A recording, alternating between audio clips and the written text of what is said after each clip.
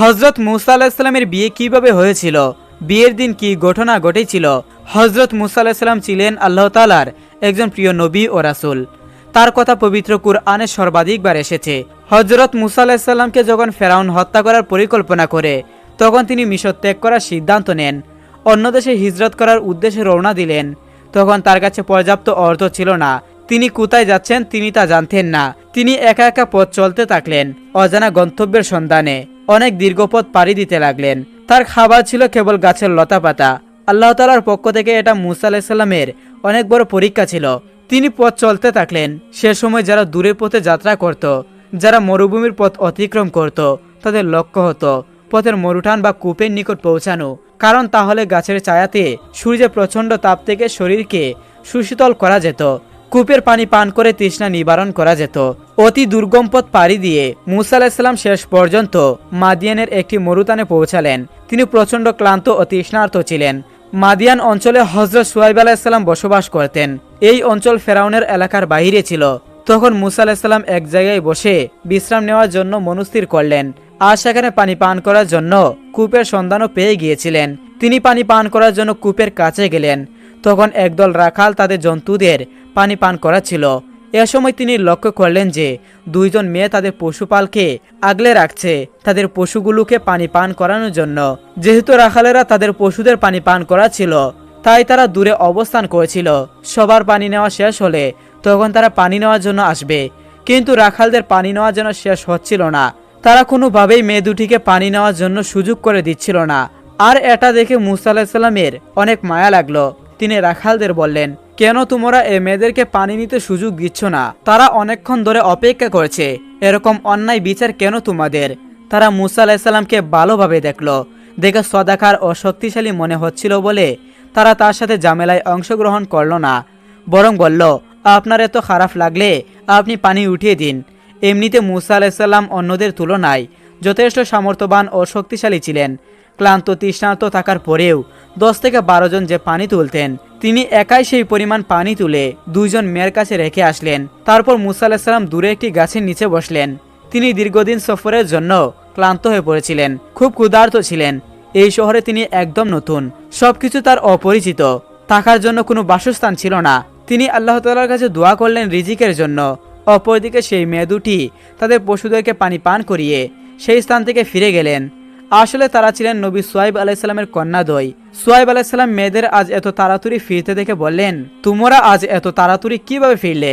তখন তারা বলল, আজ আমরা এক সৎ পুরুষের দেখা পেয়েছি, যিনি আমাদেরকে সাহায্য করেছেন। তখন শুআয়ব আলাইহিস সালাম বললেন, তোমাদের মধ্যে একজন তার নিকট যাও, তাকে ডেকে নিয়ে এসো, তা প্রাপ্য পারিশ্রমিক দেওয়া উচিত।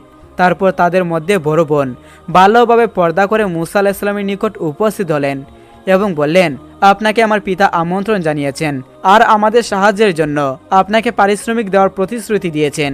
কিন্তু মুসা আলাইহিস সালাম পারিশ্রমিক নিতে চাইলেন না, তাই তিনি যেতে রাজি হচ্ছিলেন না। কিন্তু যখন শুনলেন তাদের পিতা আল্লাহর নবী শুআয়ব আলাইহিস সালাম, তখন তিনি তার সাথে দেখা করার জন্য যাওয়ার মনস্থির করলেন।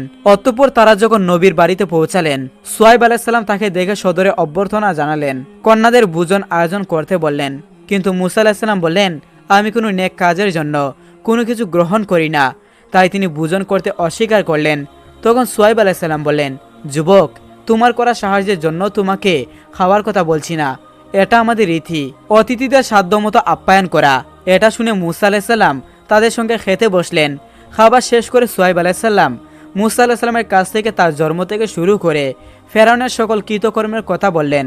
তখন তিনি বললেন, এখানে তোমার আর কোনো ভয় নেই, তুমি এখানে নির্ভয়ে থাকতে পারো, এখানে ফেরাউনের কোনো রাজত্ব চলে না। তখন শুআয়ব আলাইহিস সালামের একজন কন্যা বললেন, তাকে আমাদের পশু পালনের জন্য পারিশ্রমিক দিয়ে রেখে দিন, তিনি অত্যন্ত শক্তিশালী ও আমানতদার। শুআয়ব আলাইহিস সালাম বললেন, তুমি তার শক্তি ও আমানতদারির পরিচয় কিভাবে পেলে? তার কন্যাদ্বয় বলল, তিনি কুয়ো থেকে একাই বড় বড় বালতিতে পানি টেনে তুলছিলেন, যা তুলতে 10 থেকে 12 জন লোক লাগে, এবং আসার সময় একবারের জন্য তিনি আমাদের দিকে ফিরে তাকাননি, যেন আমাদের পর্দা নষ্ট না হয়। শুআয়ব আলাইহিস সালাম মুসা আলাইহিস সালামের উত্তম চরিত্রে মুগ্ধ হয়ে গেলেন।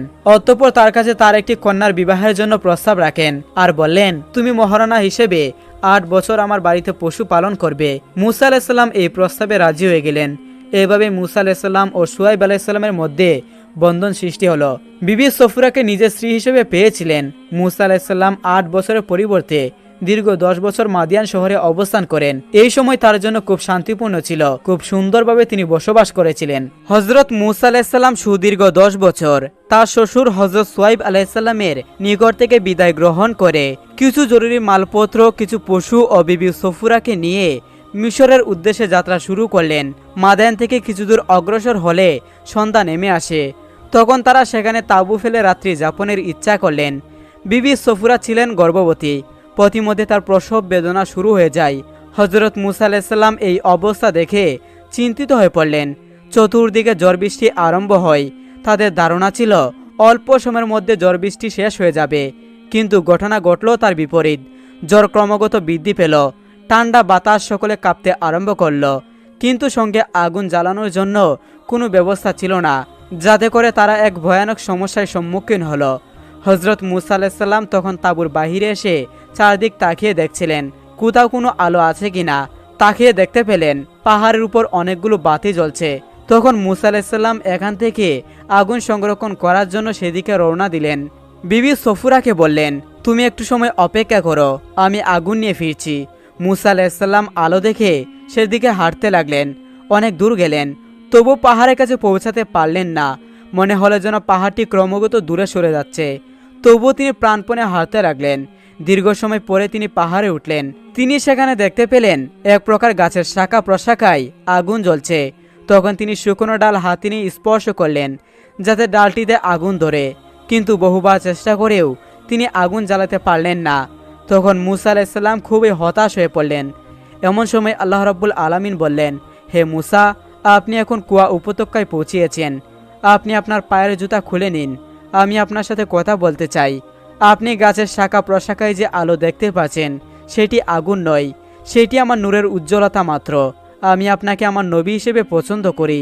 অতএব আপনি পাঠ করুন, লা ইলাহা ইল্লাল্লাহু মুসা কারিমুল্লাহ। অতঃপর আপনি সর্বদাই আমার কথা স্মরণ করুন এবং নিয়মিত সালাত আদায় করুন। সমগ্র পৃথিবীর মানুষকে এ কালেমা দাওয়াত দিন। পৃথিবীতে আল্লাহ তাআলার আইন প্রতিষ্ঠার লক্ষ্যে জিহাদ করুন। হজরত মুসা আলাইসাল্লামের হাতে একটি লাঠি ছিল। তখন আল্লাহ রাব্বুল আলামিন মুসা আলাইসাল্লামকে প্রশ্ন করলেন, হে মুসা, আপনার ডান হাতে ওটা কি? তখন মুসা আলাইসাল্লাম জবাব দিলেন, এটা আমার লাঠি। এটার উপর আমি ট্যাস দিয়ে বিশ্রাম করি। ওটা দ্বারা আমি মেসের জন্য পাতা পারি। এছাড়া আমি এটা দিয়ে আরও অনেক কাজ করি। আল্লাহ তাআলা তখন মুসা আলাইসাল্লামকে নির্দেশ দিলেন, আপনার লাঠিটা মাটিতে ফেলে দিন। মুসা আলাইসাল্লাম আল্লাহ তাআলার নির্দেশ অনুযায়ী লাঠিটি মাটিতে ফেলে দিলেন। অমনিতে লাঠিটি বিরাট অজগর সাপের রূপ ধারণ করল। হজরত মুসা আলাইসাল্লাম এই দৃশ্য দেখে ভয় পেয়ে গেলেন। তখন আল্লাহ রাব্বুল আলামিন বললেন, হে মুসা, আপনি সাপটি ধরুন, ভয় পাবেন না, এটা পূর্বের অবস্থায় ফিরে আসবে। যখন মুসা আলাইসাল্লাম ওটাকে ধরলেন তখন সেটা লাঠিতে পরিণত হলো। পরবর্তী পর্যায়ে আল্লাহ রাব্বুল আলামিন মুসা আলাইসাল্লামকে বললেন, আপনি আপনার হাত বগলের ভিতরে ঢুকান এবং একটু সময় বের করুন, দেখবেন সেই হাত অতি উজ্জ্বল। মুসা আলাইসাল্লাম আল্লাহ রাব্বুল আলামিনের নির্দেশ অনুযায়ী বগলের ভিতর হাত ঢুকালেন। তখন দেখা গেল হাতখানি সূর্যের ন্যায় অতি উজ্জ্বল আলো বের হচ্ছে, যাতে পৃথিবীর এক প্রান্ত থেকে অপর প্রান্ত পর্যন্ত আলোকিত হয়ে গিয়েছে। একদিন আল্লাহর নবী হজরত মুসা আলাইসাল্লাম আল্লাহর সাথে কথা বলার জন্য কুহিতু পাহাড়ে যাচ্ছিলেন। যাওয়ার সময় রাস্তায় একজন মহিলা হজরত মুসা আলাইসাল্লামকে বললেন, হে মুসা আলাইসাল্লাম, আমি নিঃসন্তান, আমার কোনো সন্তান জন্ম হয়নি। আপনি যেহেতু তুর পাহাড়ে যাচ্ছেন আল্লাহ তাআলার সাথে কথা বলার জন্য, তাই আপনি আল্লাহ তাআলাকে জিজ্ঞাসা করবেন আল্লাহ তাআলা কবে আমাকে সন্তান দান করবেন। অতঃপর হজরত মুসা আলাইসাল্লাম সেই মহিলাটির কথা শুনে কুহিতু পাহাড়ে চলে গেলেন এবং সেখানে তিনি আল্লাহ রাব্বুল আলামিনকে সেই মহিলাটির সন্তানের ব্যাপারে কথা বললেন। আল্লাহ তাআলা বললেন, তার ভাগ্যে কোনো সন্তান নেই। তখন মুসা আলাইসাল্লাম ফিরে এসে সেই মহিলাটিকে বললেন, আল্লাহ তাআলা বলেছেন তোমার ভাগ্যে কোনো সন্তান নেই। এটা শোনার পর সেই মহিলাটি খুবই কান্নাকাটি করতে লাগলেন, কারণ তার কাছে আর অন্য কোনো উপায় ছিল না, যেহেতু আল্লাহ তাআলা বলেছেন তার কোনো সন্তান হবে না। এর কয়েকদিন পর একদিন একজন ফকির সেই মহিলাটির ঘরে দরজায় এসে হাজির হলো এবং বলল যে, আমি খুবই ক্ষুধার্ত, আমাকে কিছু খাবার দাও। এটা শোনার পর সেই মহিলাটি ঘরের বাহিরে এলেন। তখন সেই ফকিরটি ওই মহিলাকে বললেন, তুমি আমাকে যতগুলো রুটি দিবে আল্লাহ তাআলা তোমাকে ততগুলো সন্তান দান করবেন। ফকিরের মুখে এমন কথা শুনে সেই মহিলাটি খুশি মনে ফকিরকে 4টি রুটি দিলেন। ফকির 4টি রুটি নিয়ে খুবই খুশি হলেন এবং দোয়া করলেন, আল্লাহ তাআলা তোমাকে 4টি সন্তান দান করুক। কয়েক বছরের মধ্যে আল্লাহ তাআলা সেই মহিলাটিকে 4টি সন্তান দান করলেন। ফলে সেই মহিলাটি খুবই খুশি হলেন। তারপর আবার একদিন হযরত মূসা আলাইহিস সালাম সেই মহিলাটির ঘরের সামনে দিয়ে যাচ্ছিলেন। তখন সেই মহিলাটি হযরত মূসা আলাইহিস সালামকে বললেন, আপনি তো বলেছিলেন যে আমার কোনো সন্তান হবে না, এই দেখুন আল্লাহ তাআলা আমাকে 4টি সন্তান দান করেছেন। এটা শোনার পর হযরত মূসা আলাইহিস সালাম খুবই অবাক হয়ে গেলেন। তারপর মূসা আলাইহিস সালাম কুহেতু পাহাড়ে গেলেন। আল্লাহ তাআলার সাথে কথা বলার সময় আল্লাহ তাআলাকে জিজ্ঞাসা করলেন, হে আল্লাহ, আপনি তো বলেছিলেন যে ওই মহিলার কোনো সন্তান জন্ম হবে না, কিন্তু তার তো 4টি সন্তান হয়েছে। আল্লাহ, এই বিষয়ে আমি বুঝতে পারলাম না। তখন আল্লাহ তাআলা মূসা আলাইহিস সালামকে একটা প্লেট আর একটা ছুরি দিলেন আর বললেন, হে মূসা, আমি তোমার প্রশ্নের উত্তর দিব। আগে তুমি আমার জন্য একটি কাজ করে দাও। তুমি এই প্লেটে করে আমাকে মানুষের মাংস এনে দাও। তখন মূসা আলাইহিস সালাম প্লেট আর ছুরি নিয়ে গ্রামের দিকে গেলেন আর এক এক করে সমস্ত গ্রামের লোকদেরকে বলতে লাগলেন, আল্লাহ তাআলা মানুষের মাংস চেয়েছেন, তোমরা তোমাদের শরীর থেকে মাংস কেটে দাও। কিন্তু কেউ তার শরীরে মাংস কেটে দিতে রাজি হলো না।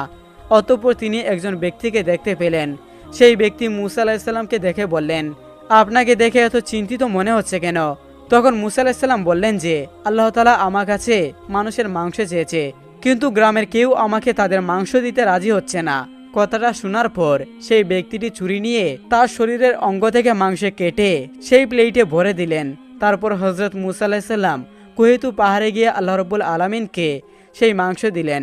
তখন আল্লাহ তাআলা বললেন, হে মূসা, গ্রামে যাওয়ার কি দরকার ছিল? তুমি তো একজন মানুষ, তুমি নিজের শরীর থেকে মাংস কেটে দিতে পারতে। তখন আল্লাহ তাআলা বললেন, এটাই হলো তোমার সেই প্রশ্নের উত্তর। সেই ব্যক্তিটি যে আমার নামে তার শরীরে মাংস কেটে দিল, আমি তার কথায় সেই মহিলাটিকে 4টি সন্তান দান করেছি। হে মূসা, যদি কেউ আমার প্রতি নিজেকে সম্পূর্ণরূপে আত্মত্যাগ করে দেয়, আমি তার কথায় লিখিত সিদ্ধান্ত বদলে দেই। সুবাহান আল্লাহ। যদি আল্লাহ তাআলার নেককার বান্দা আল্লাহ তাআলার কাছে দোয়া করেন, তবে আল্লাহ তাআলা তার দোয়া কবুল করেন। সেই দোয়া দ্বারা আল্লাহ তাআলা মানুষের ভাগ্যে যা লেখা আছে সেটা বদলে দেয়, যা এই ঘটনার মাধ্যমে বর্ণনা করা হয়েছে।